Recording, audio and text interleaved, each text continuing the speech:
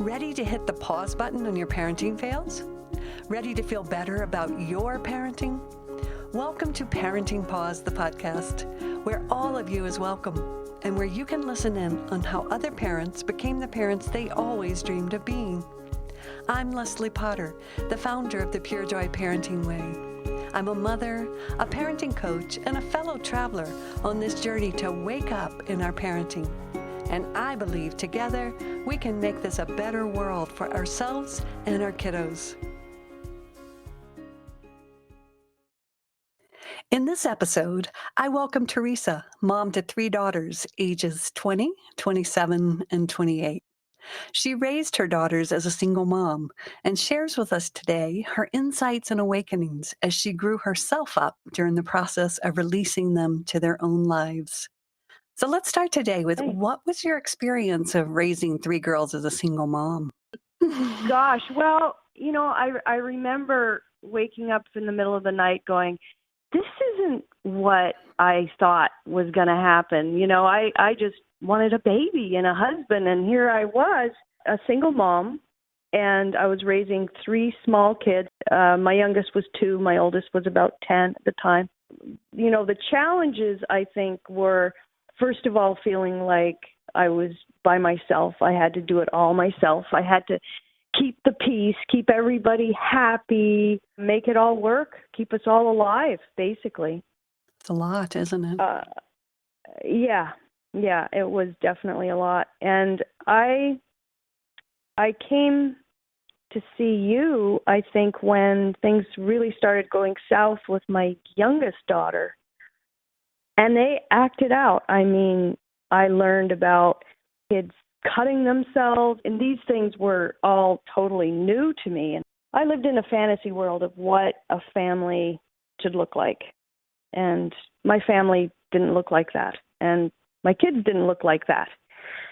But starting with my youngest one, the pivotal point was her calling me. She was about 14 or 15, and she started getting in trouble, first getting a ticket for marijuana and then shoplifting, and then calling me at 1 a.m, telling me she had slit her wrists. Okay, I have to do something. So I found you as a therapist for me, for Emma, parent coach, and I figured you were going to tell me how I could get her to be a good girl and behave. Darn it, I didn't do that, huh? That's what I thought you were going to do.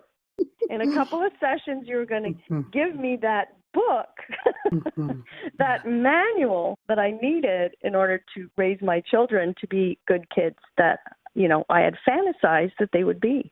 Because it sounds like at that point you were pretty darn scared and you were just hoping that there was something out there that could teach you how to rein this in and get your daughter to be okay so that you would feel okay. Exactly. Yeah. Not only was it terrifying to me, the thought of my daughter, thinking about killing herself, terrifying. I thought if one of my children died, I would die right there, not be able to live another day. Not only that, terrified because I didn't know what to do.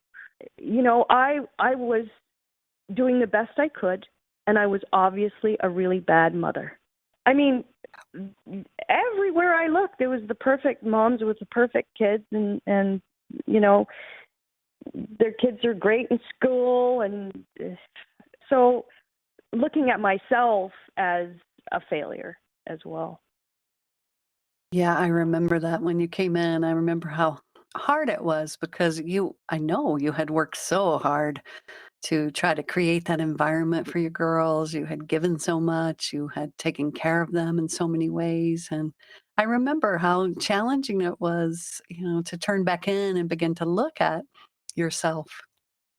Yeah, and you gave me the ability to be kind to myself. And when you said to me, well, what works for you? In other words, what works for me? Well, what has that got to do with it? Right. I want you to fix my kid. I felt like there was something I could do and I had to fix it. And if I could only figure out what it was, then it would all be okay and everybody would be happy, except me, maybe. But then, you see, I also thought I would be happy if they were all happy. Yeah, that's that kind of codependent piece that we kind of get enmeshed into, I think, especially for me. It's happened with my daughter, and I think mamas and daughters tend to do this pretty well, right? Yeah. This is how I grew up. I was telling my sister how, talking about my daughter's boyfriend and how polite he was and how smart he was and everything. And her response was, wow, he must have a good mother. And it just floored me. This is how I grew up. And what's the other side of that coin? Well, obviously, I don't have the perfect kids, so therefore, it reflects totally on me. So being in this group with other mothers doing the best they can and also having challenging children, I realized there is nothing wrong with us, you know, and having that camaraderie and supporting each other, there's just nothing like it.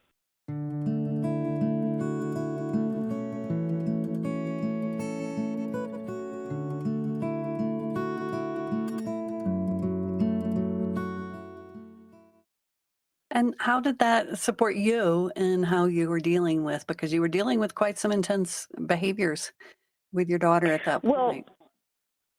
not only my youngest daughter, but then my middle daughter had a baby, and I was moving at the time to another state. I was in the middle of that process. She had a baby, and then she completely fell off the deep end. I mean, she ended up in a mental hospital. She attempted suicide, I think, 3 times, and she held me hostage. She would know I was at an important event, for instance, my niece's wedding, and right when she was getting married, I start getting text her telling me she's just taken a bottle of pills. So I was being held hostage, and anytime I was doing something for myself, I would get these calls. Now, she was diagnosed with personality disorder and bipolar. And so my biggest fear is becoming realized. I couldn't survive without my children. So I would do whatever, definitely buying into it. I learned to, and this was the way you put it, stay in my own lane. I love that. I can't fix it. I can't fix everything. I think about staying in my own lane and letting them sort the things out. I used to jump in. Okay, here's what we've got to do. We're going to call this person. I'll call this person for you. I'll get you all set up. I'll pay for this. And now I wait, at least. If they ask me, then I can think about whether or not I want to do it. But I don't volunteer. I don't try to fix. I don't try to change them. So it sounds like when you felt it was your responsibility, that you would take over, right? And I think a lot of us as mamas do this when we have this over responsibility, that we just jump in and engulf our children in our own need for them to be okay. Yeah, and it's also kind of a control thing. I believe that I know the best thing for them. How do I know that? And in retrospect, it's so interesting. I used to think my youngest daughter she parties too much. She just goes to concerts. That's awful. There's drugs. She's up too late. It's not good. And now she's much older. She's almost 21, and she does this hula hooping thing that she gets paid for, and she goes around to music festivals. So, see, from what I looked at as a bad thing, and I had people tell me back then, ground her, take away her phone, don't let her go, force her to behave. And when I look at it now and I see how that has fed into her being, that's who she is. That's who she is. And I really believe now, allowing our children to pursue the things, no matter how crazy they seem, to really question it. Is it really a bad thing that she's doing this? Is it bad? Is it bad that she's on her phone so much or on a computer, or we don't know? Well, I think you're really bringing that point home, is that we all have a story, how I'm supposed to be. And that story is informed a lot by the conditioning and by the comparison, as you said, and by looking outside and by trying to see, how am I supposed to do this? And what you're saying is that you were able to find the courage to step out of that story and try to really show up. I don't even feel it's allowing them, it's to really show up in relationship and say, okay, this is your experience. This is what you're doing. And I'm having a lot of fear around it, but this is your experience. So, how can I show up for you in your experience? Yeah, that's so true. And I try not to react, like even leave the room if I feel triggered. I do that in my relationship as well. You got your safe seat down? Yes, yes. Yes. I remember being in Emma's room, and this was when after she'd gotten arrested for shoplifting. I was sitting there with her, telling her my fears. And rather than telling her she's grounded, she's not allowed to do this or that, I sat there and I was honest about how I felt. I don't know. I spent a lot of time with her in her agony and her sadness, and that was so hard. I wanted so bad to fix it.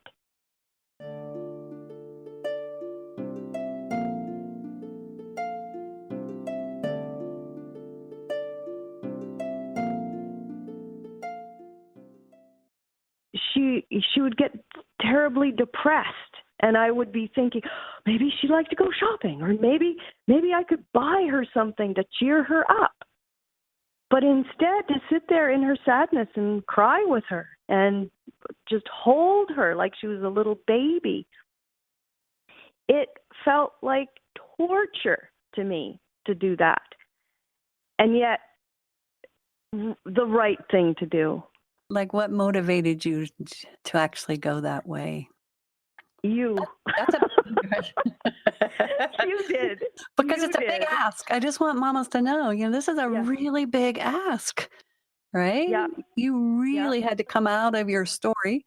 You had to come out of other people's judgments. You have to come out of other people's Yep. criticisms. You have to come out of other people's advice. Yes.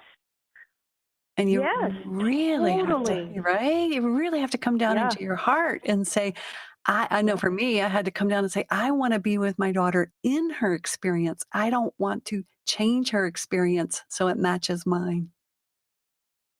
I don't want still my children to have pain. So I'll give up myself, right? So that's what I learned from you is not to give up myself. And that it's okay for them to have pain. We all do.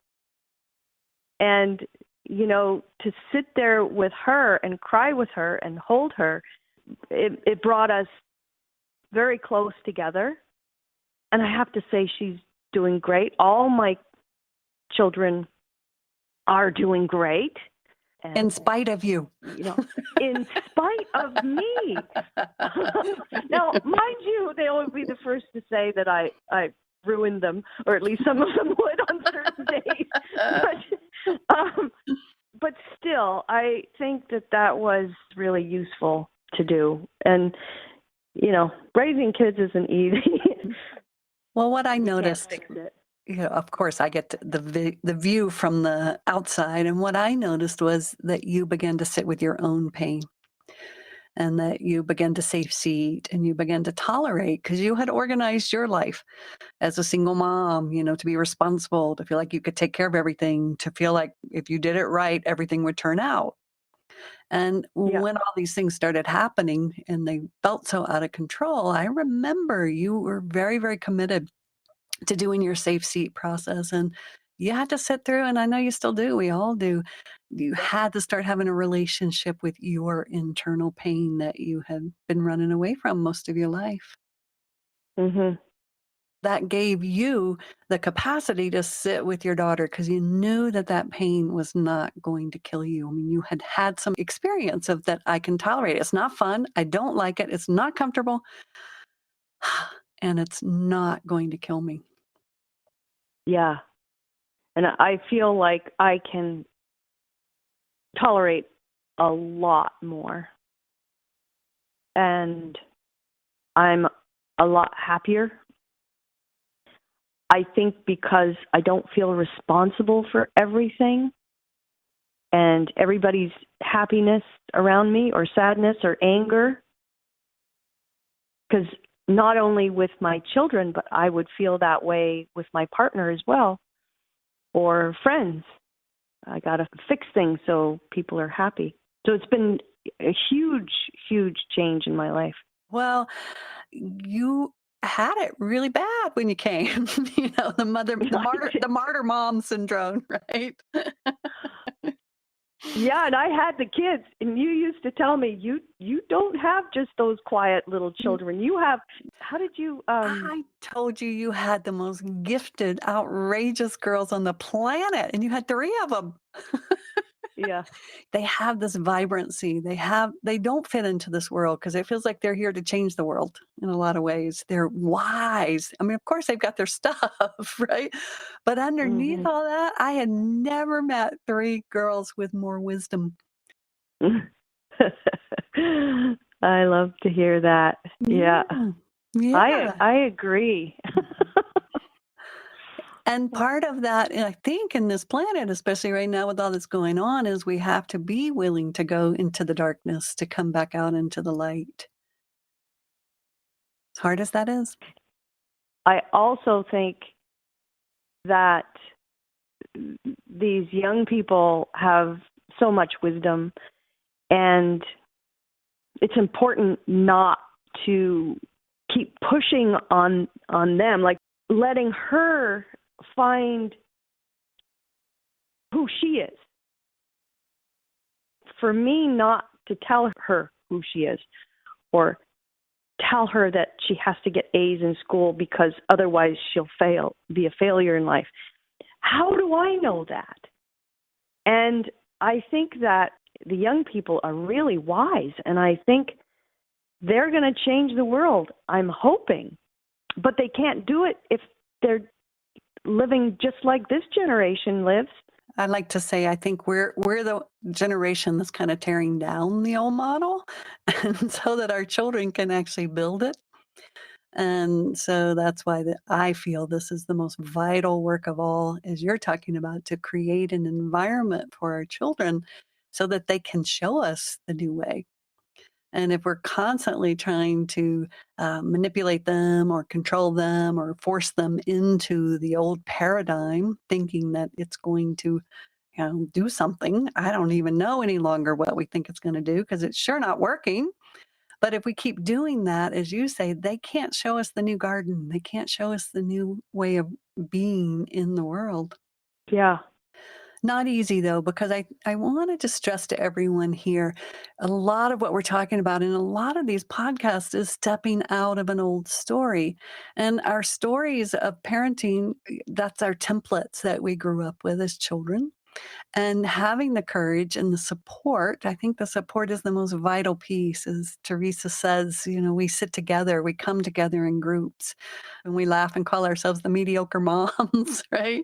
And Teresa was there just because we found out we're all incredibly beautiful, wise, crazy, wonderful mamas. And we had these kids that all these things were happening to that the old paradigm would tell you were wrong, were bad. And I've come to believe that everything is right, that our children were really pointing out to us the feelings of powerlessness.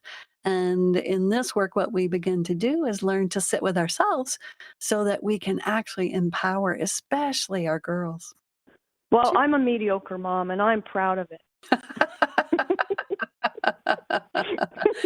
Well, it's like that good enough, right? I think we get so caught in the society that we got to be better and we got to be the best. And as we sit together, we can share and we can realize that we're all in the same boat here. I think we're all swimming a little bit upstream in the parenting department at this point in our culture.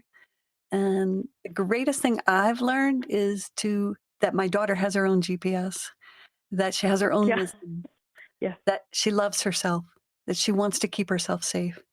And when I quit thinking, like you said, that I know what's best for her, and I inquire with her what her journey's about and what experiences she came to have, then I have the honor to stand beside her and say, go, girl, go. Yeah. And the other thing that I have learned is when I first heard these words about diagnoses, and two of my daughters bipolar and borderline, and you read about that, and life as we know it is over, and yet they have special gifts.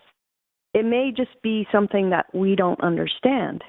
What I've thought were life-shattering events have taught me a lot. Absolutely, though. And I, again, have the great honor of witnessing your journey. And it has just been so amazing to watch your creativity soar, your artistic talents just like pouring out of you, which I get to see now you offering your service to the world in the form of beautiful art. Thank you. Do you want to tell them where they could find it? Oh, thank you. Yeah, well, I have a website, teresasmith.com, and it's just spelled Teresa Smith.com. And I do contemporary oil paintings, landscapes mostly, and yeah, lots of color in my life. Lots of color. So I highly recommend checking it out. And also, you are welcome to download a copy of the Safe Seat process, which we talked about, or to come join our Pure Joy Parenting practice group. And you can find the information for that at purejoyparenting.com. So thank you so much, Teresa, for joining me today. Thank you for inviting me to be in this podcast. I really appreciate it. Thank you to Teresa for joining me today and sharing her journey, raising 3 amazing daughters as a single mom. Parenting Paused is produced by Kim Paletti at Sound Mind Productions. Music by Jan Perchik. You can find the show notes at www.purejoyparenting.com, where you'll get access to the foundational practice of Pure Joy, the Safe Seat, and find links to relevant topics, as well as a transcription of the show. And if this work inspires you and you would like to practice, come join us in my free Pure Joy Parenting practice group. You'll find the link in the show notes. Thank you for being here today and listening to the Parenting Pause podcast, your partner and support in finding the joy in yourself and with your children. And remember, if you're about to scream, pause.